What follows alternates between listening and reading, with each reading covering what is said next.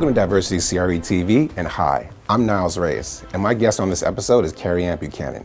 Kerri-Ann serves as Assistant Real Estate Manager, Diversity, Equality, and Inclusion Leader, and Women's Network Co-Leader at CBRE Philadelphia.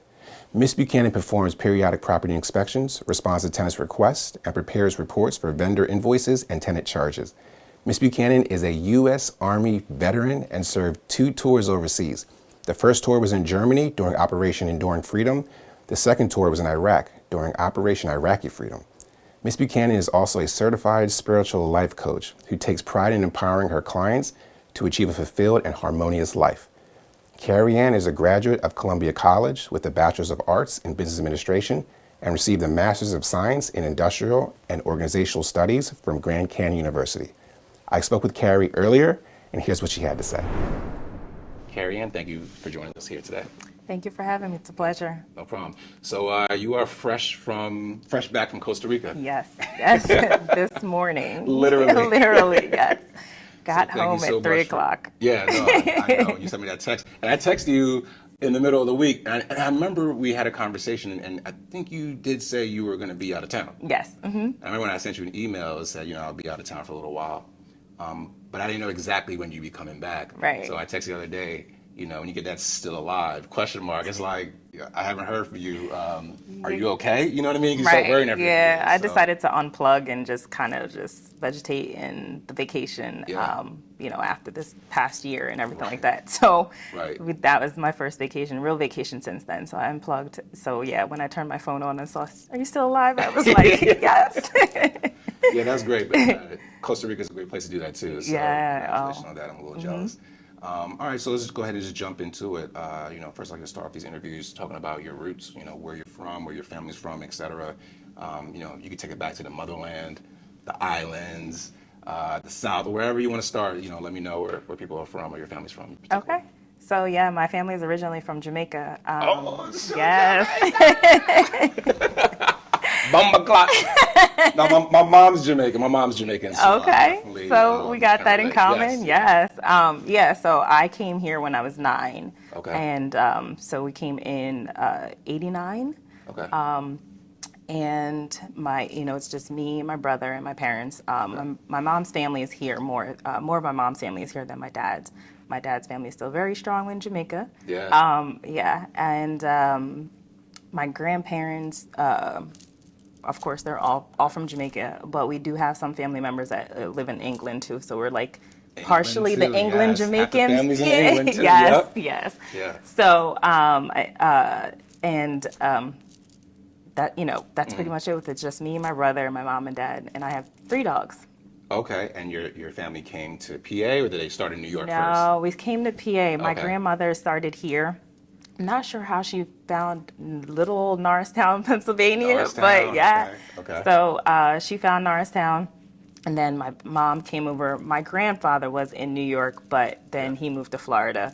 But so we kind of visited New York, but we actually decided to stay here in Pennsylvania versus going there. So grew up in Norristown. I went to Norristown High. Norristown High. Yes. Shout out Norristown High. Yes. In town. Graduated in 99. Okay. And then decided to go off to college. Well, tried to go off to college. But because I have a 2-parent household, financial aid was a little hard for me to get because I didn't qualify for it because my parents made too much money. So I decided to join the military. So I joined the Army National Guard. National Guard. We got so many commonalities here. This is why I had you on the interview. I got to get Kerri-Ann on. Yeah. Okay. So I did that. I joined in 2001. So I went to work at a bank first and then decided to join the National Guard. 2001 left right after 9/11 happened. I remember my recruiter calling me and saying, it's not too late. Do you want to back out? 9/11 happened. You didn't, leave for basic training yet. You can. And I was like, nope, let's move forward with this. Really? Yeah. So I went. Wow. Went through basic training. And when I came back, I was home for a week and got orders to be sent to Germany on a mission there. So we did some kind of law enforcement in Germany. I guess they had some, backlash from everything that happened in 9/11, so they needed some reinforcements over there. So we went over. I did 9 months in Germany, then came home, and then decided to pursue a college for nursing. Then I got another deployment orders to go to Really? Iraq. Yeah. So you went twice. We went 2 different deployments. Yeah. So, Amazing. went through, did all my prerequisites for nursing. The only thing I had left was my clinicals. And then I got orders to go to Iraq. So I left for Iraq in 2005. No, sorry, 2006. And while I was in Iraq, I decided to finish school or change my major, and I did business finance while I was in Iraq. I got my undergrad there. Hard. Where? In online. I did online. So In I did Iraq? Yeah. You graduated in Iraq? Yeah. I finished it. Of course, I didn't walk because I couldn't, come home to walk. But yes, I got my degree while I was in Iraq. Wow. My downtime, there was not much to do. Like, you're in the middle of the desert. Yeah. Besides convoys when you're actually doing your mission. Yeah. And guard duty or whatever the military, that. Yeah. Whatever the military asks you to do, you're going to do it. Right, so right, in between that, I did classes. Wow, that's an amazing start to this interview. Just let me say that much. I mean, as for some of you that don't know, I also served in the Army National Guard. I was based in North Carolina Army National Guard. I also joined in 2001. Okay. How old were you when you joined? I was 21. Okay. Well, shy of 21. Let me say that. I was 17 at the time, so my mom had a sign for me. And where did you go for basic training?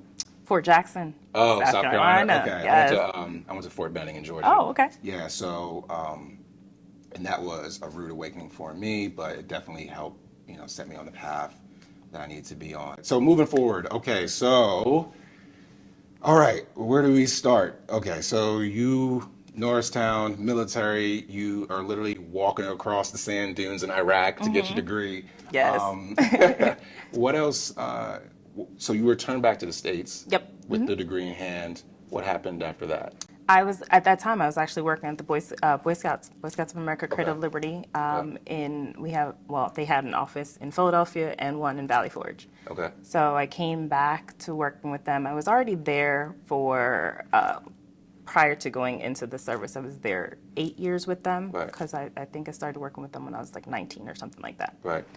So I came back, started working with them, took a different position called a district executive, where I started to serve and recruit in Philadelphia. Okay. So my areas that I covered was Southwest, West Philadelphia, North Philadelphia, and South Philly was my geographical area of recruiting. Recruiting Boy Scouts? Recruiting Boy Scouts. I didn't know that was a thing. Yeah, that's how we get kids to join. Oh, okay. There's a position that goes out and do what they call boy talks.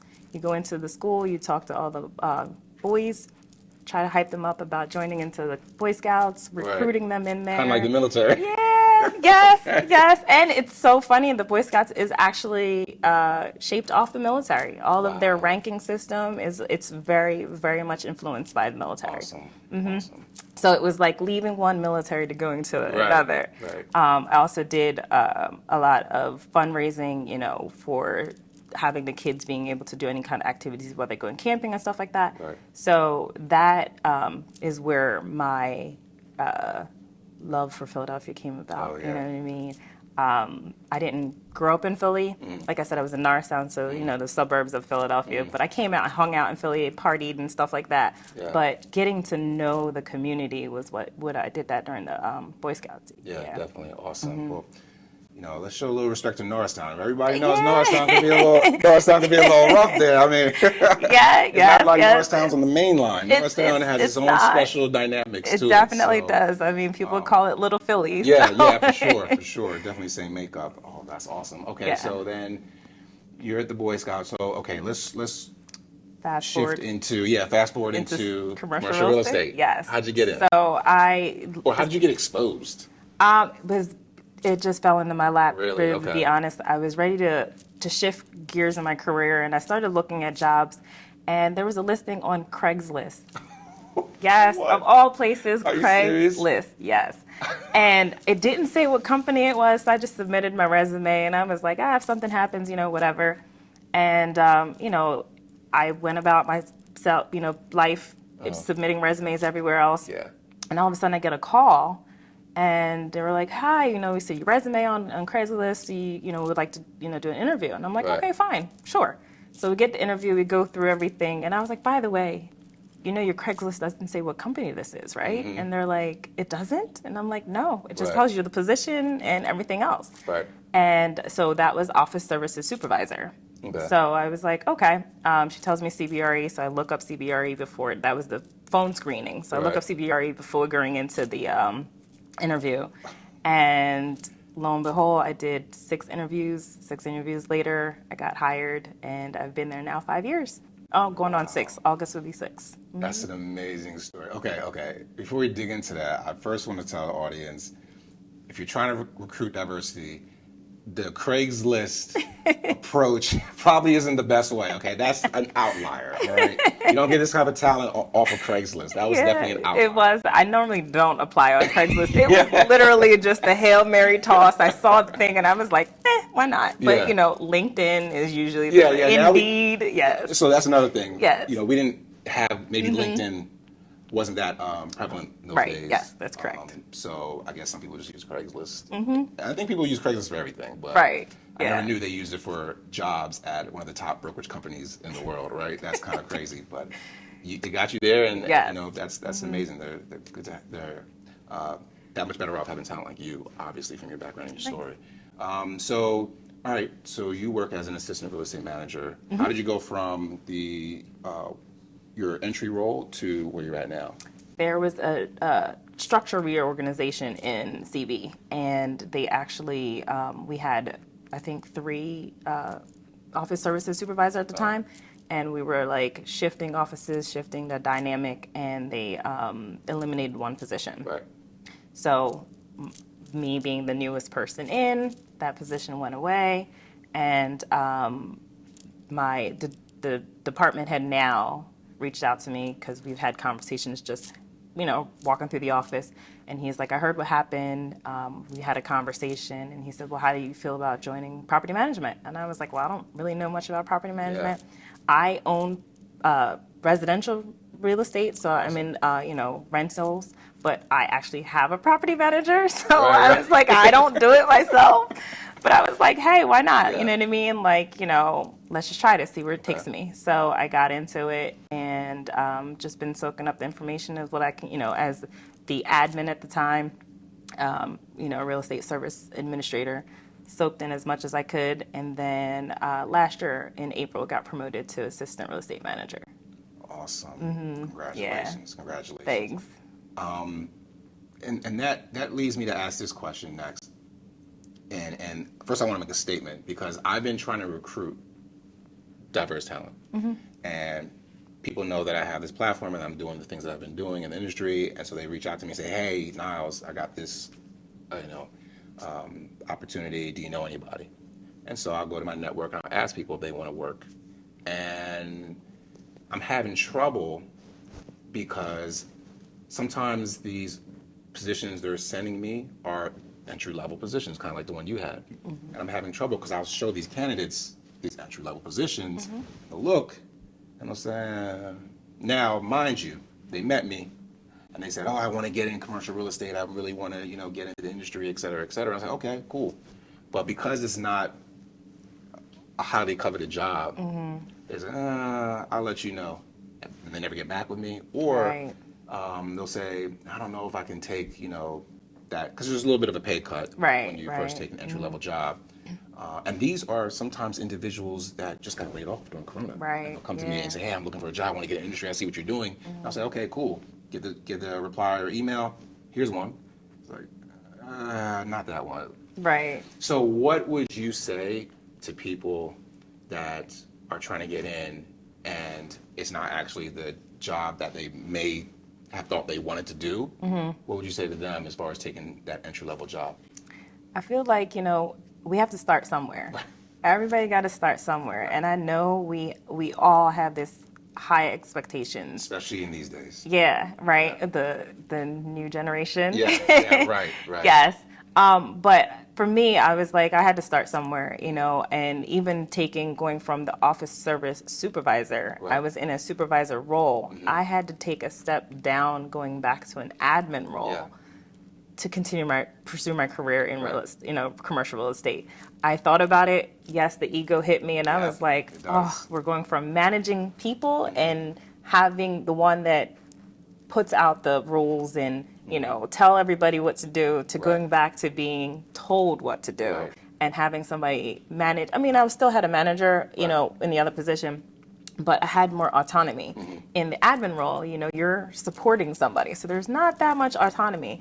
But I had to swallow that ego and that pride in being like, this is what I need to do to progress. Then I'm going to do that. You know what I mean? Sometimes you got to take that step back just to propel forward. And surprising enough, it propelled me forward even tenfold. You know what I mean? I always feel like once you put the work in, you'll be blessed in some way, shape, or form. It'll multiply. As long as you have the energy behind it and you have the where and all about what you want your future to look like, then you can always progress to that. You know what I mean? There's nothing stopping you. You hold the limits to yourself. And your career. And to your point, if you have that go-getter mentality and you are as thorough as you think you are to get top jobs, then look, taking a backdoor entry isn't that bad. Now, I don't know what people's timing is, but this is a marathon, not a sprint. And if you really want to get in the commercial real estate industry for whatever reason, that backdoor entry may be your only way to get in.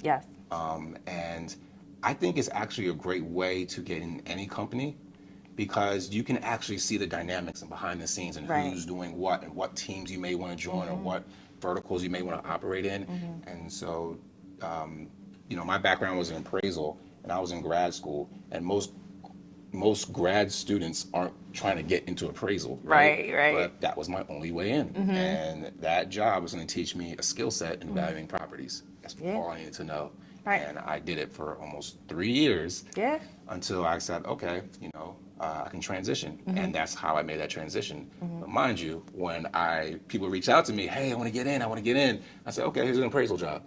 I don't want to do it. It was like, all right. So, I always feel like people that really want to do it or just want to do anything to get in and will show that effort. So, with a caveat to that, though, I will add, commercial real estate, we both know it's not that easy to get into. It's not. It's who knows who. Exactly. I hate to say it, but it's the truth. It is, it's always referral hired. And I feel like sometimes you might have, like we're just saying, you might have to take that step back to get in at that lower position, but you can always move up because there's so many different ways for you to grow in commercial real estate. Like you just said, appraisal, I'm property management, you got brokerage, you got so many different avenues that you can branch out to once you're in the industry. So I just feel like that, that's just something else that it's so hard to get in. If that's something you really want to do, you definitely gotta take that hit. Yes, I found myself talking to both sides. The executives looking to get talent. I also found myself talking to the talent. Like, look, both you guys and gals need to adjust your expectations here to let's be in the middle. And then once we do that, figure it out, we can take off from there. Correct. So, all right, so moving along, let's talk about your involvement in your current role at CBRE. You're involved in a couple things.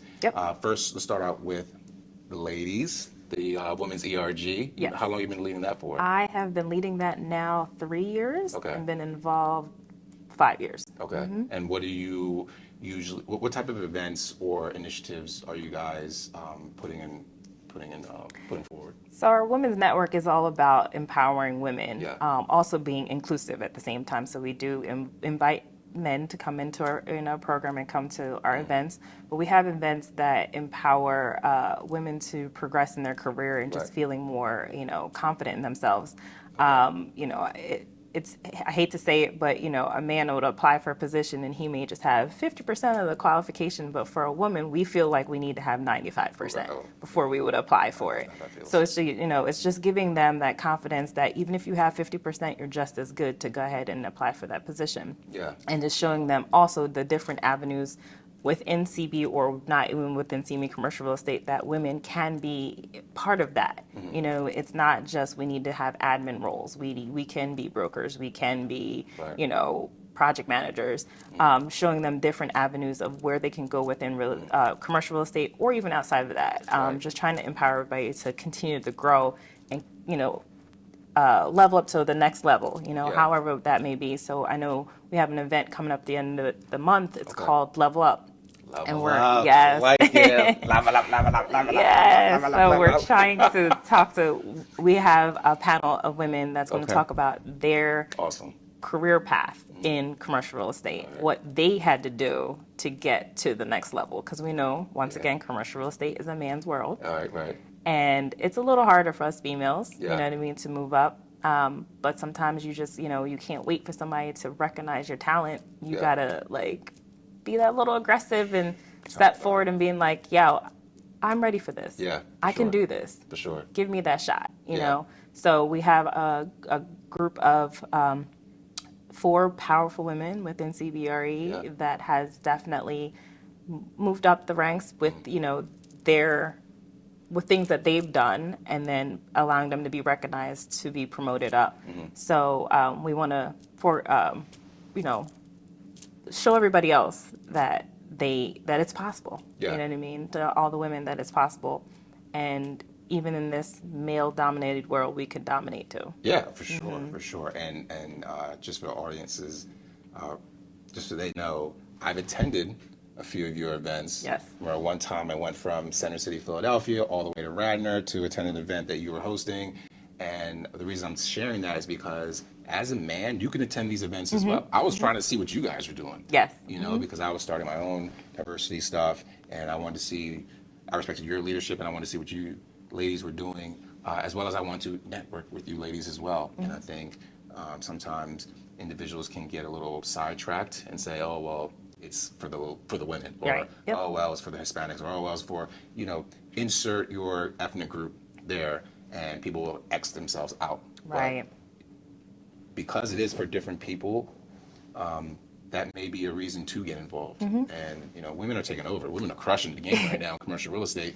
My interviewee before you, Ms. Kiara Hill, she is a bright star, as you know. And As I've heard a lot about her. Yeah, so, why would I not want to make a connection with her?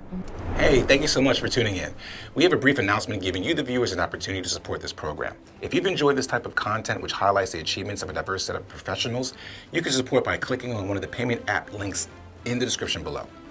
I'm a black man with a plan who teamed up with another skilled brother and his wife, and we've decided that there's not enough stories being shared of successful and progressive diverse individuals.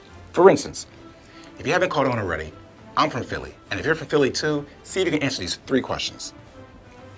Who is the most popular black actor from Philly? Okay, who is the most successful and well-known rapper to recently come out of the city of Philadelphia? Last one. Who is the most famous and highest paid comedian to come out of Philly? Now, you didn't even have to be from the city of brotherly love to know the answer to those questions, because anyone that's been paying attention to the American culture for the past decade knows who these fine gentlemen are. And it's a testament to the talent in the city I call home. Now look, I'm not trying to name drop, although I just did, but it helps provide context for the next set of questions. Check this out. Can you name one minority individual from the city of Philadelphia who has served or currently serving as a chairman or CEO of a Fortune 500 company? Who is the most successful minority banker, venture capitalist, and or entrepreneur to come out of Philly? Currently, who is considered one of the most distinguished minority educators, lawyers, accountants, doctors, or my personal favorite, commercial real estate developer in the city of Philadelphia? Don't know? Well, I don't know either, but I'm on a mission to find these individuals, interview them, and ensure that we all know who's who going forward. Okay, now that you get my drift, here's your opportunity to support the ongoing efforts to highlight a diverse set of professionals and to inspire the next generation. Eventually, we're looking to go across the country to speak with you or someone you know at the top of their game in their respective industry and has significant community involvement. Please contact me on LinkedIn right now. Remember to like, subscribe, and turn on your notifications for the latest videos on this channel. Thank you, and enjoy the rest of the video. I think it's a great segue to talk about diversity initiatives and ERGs. And kind of bring the audience up to speed as far as passing of the torch. Yes. So for those that don't know, I co-founded a diversity task force at CBRE Philadelphia, and I can give you the details later. But I passed the torch after I left that particular office over to Kerri-Ann. So how's it been going? It's been going well, Okay, yes. Big shoes to fill. Can I just say, yes.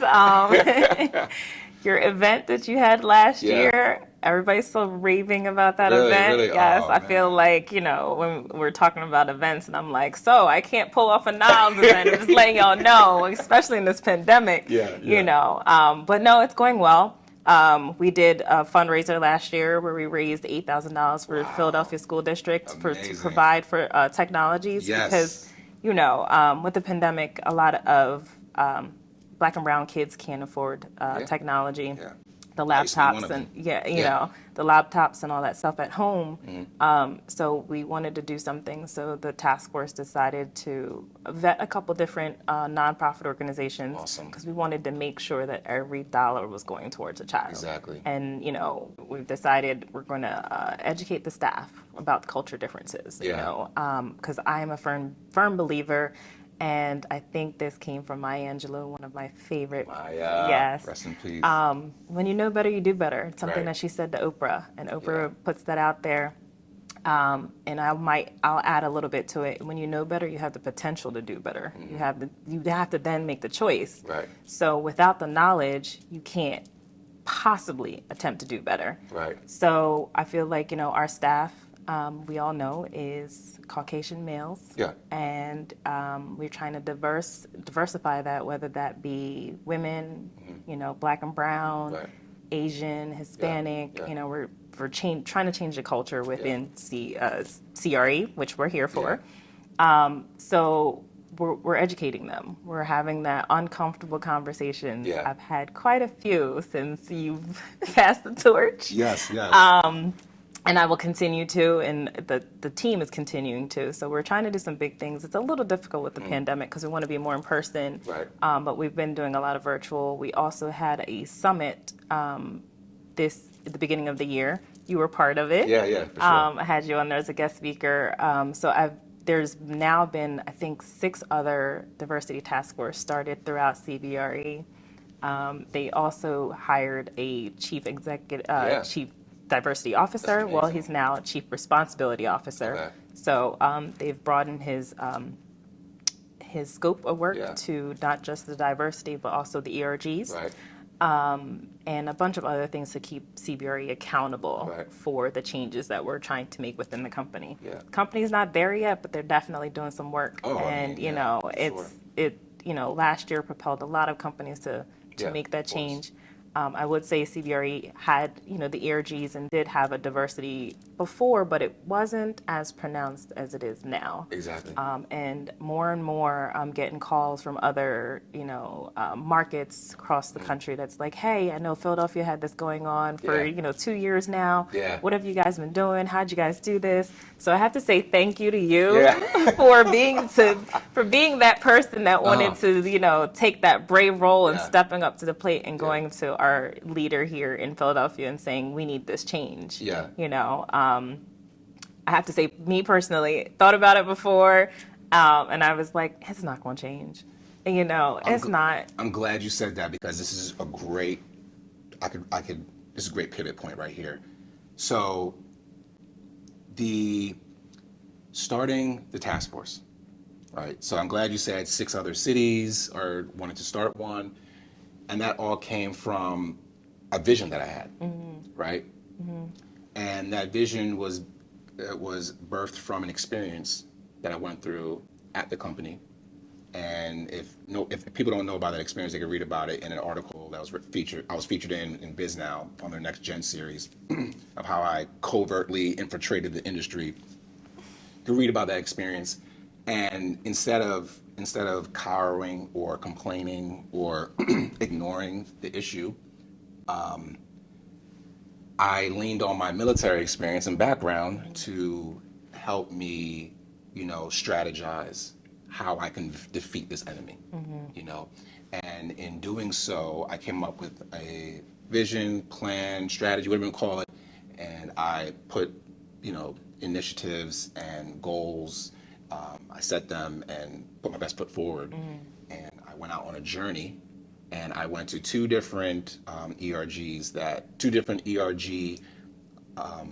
conferences that were being held, the African American and Hispanic. I went there just to see what was going on. Okay. Understand the flow and the process. And I can say that CB had, before George Floyd, had great intentions, great movement, a lot of enthusiasm behind it, and I supported it. And I felt supported, but I just went through this one incident that somebody like myself should not have gone through, but I did. And my grandmother always tells me, you got a testimony now, you know what I mean? Right, you got a testimony. So, you know, what are you gonna do with it? So I decided, I said, you know what, these ERGs are great, they're amazing, but there needs to be something at the local level. I mean, we are in real estate, right? It's all about location, right? Like, what are we doing in Philadelphia? Other cities, other places, other regions have their own structures and their own dynamics, but what are we doing in Philadelphia? Nothing, okay? Not my city. That's gonna change if I'm here, right? Especially after that experience. And so what happened was, I went out and I started recruiting people to join this task force. I pitched the task force to other people. And this is before George Floyd. This is before all the wokeness that's been going on nowadays. And I'm saying that respectfully. But the temperature or the awareness was different back then. You know, what I was doing was cute and it was nice. And I was in a great company. I was supporting it, but it just wasn't top of mind in front of other initiatives. So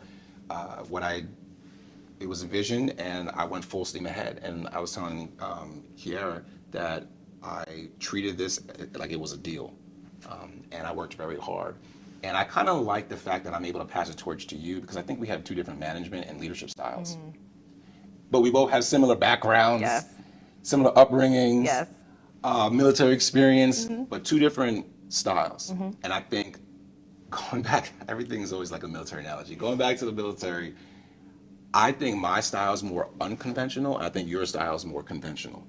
So what happens with the unconventional is somebody that does the reconnaissance, you put behind enemy lines, does the diplomacy behind the scenes, little resources, out there on a shoestring budget, you know, against all odds. And that's what I was pretty much doing, and had this event and got a lot of attention. Now, mind you, there was no budget, and I was always lying every time somebody asked me what the budget was. I was like, 2,000, 3,000. That was just what I was up to, but I had a bunch of other things planned, and I was recruiting. As well as I was looking at people and saying, look, this has to be taken seriously. So I was very in your face about it. And that was not the norm or the trend in those days. Correct. But I was also trying not to be the angry black guy or disgruntled or look like, so I had to be very corporate and strategic and casual about it. But I was in your face, even so much so, even if you were a diversity recruiter, I was like, look, I don't know what you're doing in other cities. And I told you about this, but in Philadelphia, we do things different here. And I'm leading the charge, and this is how it's gonna go down. So you either gonna get, and they look at me like, oh. Step up to the plate. Adam Mullen pulled me aside like, I think you might wanna calm that down a little bit. We're on the same team, man. But I was like, he appreciated it. We actually had a conversation about that. And I was telling him, look, what's been going on, I appreciate. But in Philly, my city, we're taking this to another level. We're not playing no games. We are a task force. I named it a task force for a reason. You can call it a group, you can call it a team, you can call it a powwow, but when you call it a task force, that has a different tone. That means something's gonna get done. And that's why I named it a diversity task force, so people will know somebody about to come in here, kick some stuff down, you know, hold people accountable, etc. And that's what it is. And passing to you the more conventional, and I think this is the best way for it to transition, because I feel like if I still let it, it still would be I'm a little bit of a brute sometimes, but I appreciate it was passed off for you because you're more conventional. I feel like you can handle the flow of people and the way things kind of move, and you know, your leadership style lends to that more caring and conservative manner for the diversity initiatives. And I'm not trying to say it's a lesser of an experience, not taking it that way or impact, but I feel like to get it started, you need to meet behind enemy lines to get it done, putting all Right. the effort in. Yep. And then once it comes to that capacity and flow, then usually the unconventional passes off to conventional, and then you man the the operations, and then everything's flowing fine. And I believe that's the transition we made in this diversity task force. So I appreciate your being involved and keeping the movement going. Thank you. Yeah. Yeah, I have to still, let you know where your grassroots started and where it is Yeah. now. So since you had that conversation with Adam, we have hired 27 staff members, Yeah. I think it is, and half of them are diverse. Right. Yeah. So yeah. Yeah, that's amazing. Yeah, he's Yeah. you started that, and Adam's continuing it. Of course, I'm pushing him behind. Like you Yeah. said, we have the different dynamic and leadership, Yeah, and sure. you can always lead in different ways. Yes, you can. And I am still in your face, but not as, if you want to say, aggressive Yeah. as you are. You know what I mean? I might come around and being like, hey, so what about this? You Right, know what I right. mean? But I learned in the military, Yeah. with my experience, is sometimes when you have an idea, if you flip it and make it seem like it's their idea, it gets done quicker. Yes. So that's something that I've learned in the military Yeah. with, being in the position I was with. I was always a lot of brass Yeah. and sergeants, Right.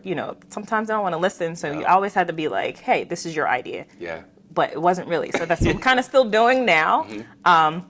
And Adam's great because he does take the torch of being in your Oh, face he's when it comes to the brokers. He's amazing. So we make a good team when that comes. If I have anything, I go to him and being like, hey, I need this, I need that, or whatever, and we work together in making it happen. Okay. So it's definitely a work in progress. Of course, we're still not there yet, and I know I'm sitting here saying, oh, we hired 27 people and half of it diverse. But if you know anything about commercial real estate, that is great progress right now. Oh, yeah, they're You know doing what I amazing mean? things. Yeah. So we still have a lot of ways to go, though. Yeah, for sure, everybody does. So I guess we'll go ahead and just wrap this up.